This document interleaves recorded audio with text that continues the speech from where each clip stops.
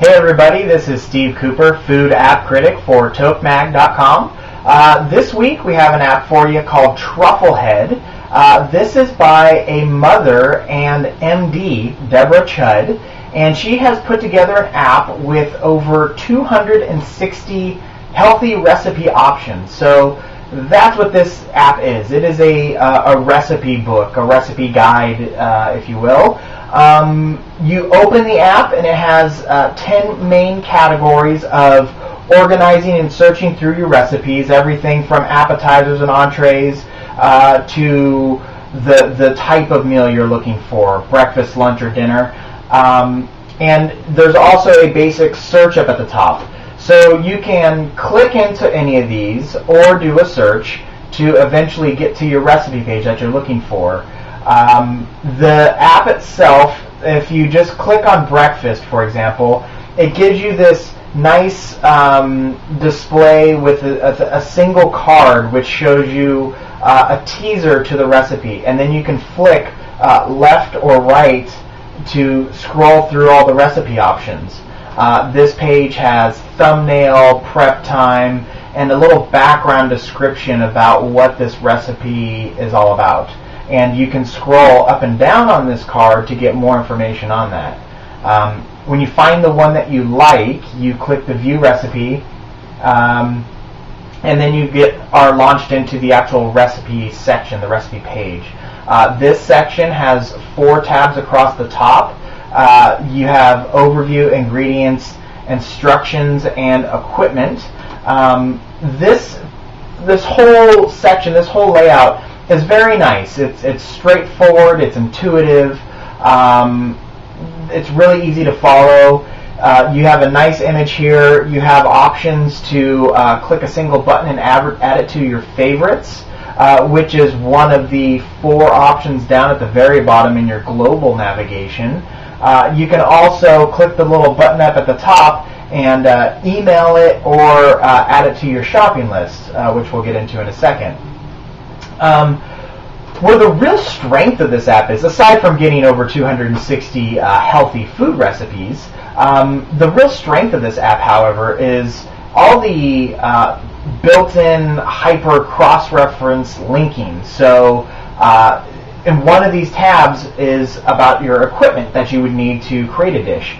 And you click on any of the links within that, and it will show you an image of that piece of equipment. So for any noobs in the kitchen, you might not know what a certain pan looks like, and you might actually have one in your drawer, so you can click that and see it. More interesting is the links to some of the food items that are called for within the recipes. Some of these will link to a page with an image and also a description about what that food item is, how it's used, that sort of information. Another thing is some of these food items will have a little icon next to them showing that there's a video to go along with it. And what that video is it's really an audio slideshow explaining a particular procedure. So maybe it's recipe calls for scallions, and it'll show you the green onion, and one picture will show the knife coming down on top of the onion as they're describing the process of doing this chopping. If you're going to play any of these videos, one of the things you do need is an internet connection to make that happen. So if you're within a signal range, so you don't actually need Wi-Fi per se, but you definitely need to be connected to the internet to view those video slideshows. The other little tidbit that this recipe page shows is information about what produce are best purchased organically, and then there's a whole reference section on that explaining the organic procedure in terms of why these particular foods you should purchase organic.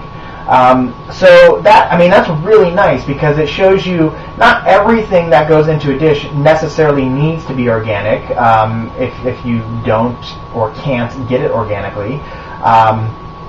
But it shows you what the priority foods are that you should be getting organic if you're trying to follow the Eat Healthy app here.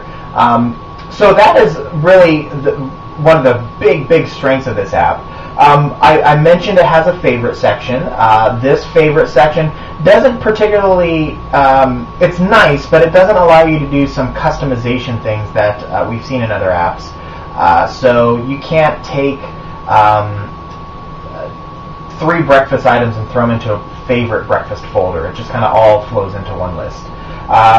However, when you do the grocery list, they do have one of those like super cool grocery lists where you can combine multiple ingredients from multiple recipes into a single shopping list. You can also email the shopping list, and it will also categorize the shopping list based on the department that you'd find it in the grocery store. So if you're looking for dairy, it'll categorize all the dairy items together, so you're not jumping around your list. It's all nice and compact for you. The last thing I want to talk about on this app is the search function. And so the search function is spotty. It's not perfect. It's good, but it's not perfect. So, for example, you can do a search for something like gluten-free, and you will get tons of recipes that show up for gluten-free. This also actually touches into a little bit of a navigation problem that I have with this app.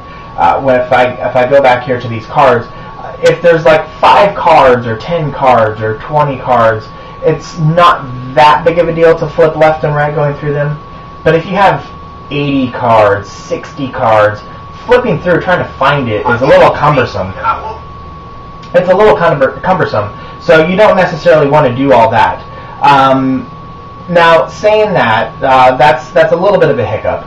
Now, the other thing that I should mention about that search function, though, is if you do gluten-free search, the first thing that shows up is almond butter cookies, and you can find the almond butter cookies if you also search almond butter, almond butter. But if you search almond cookies, it does not show up. So there's a little tweaking that needs to be done on that end.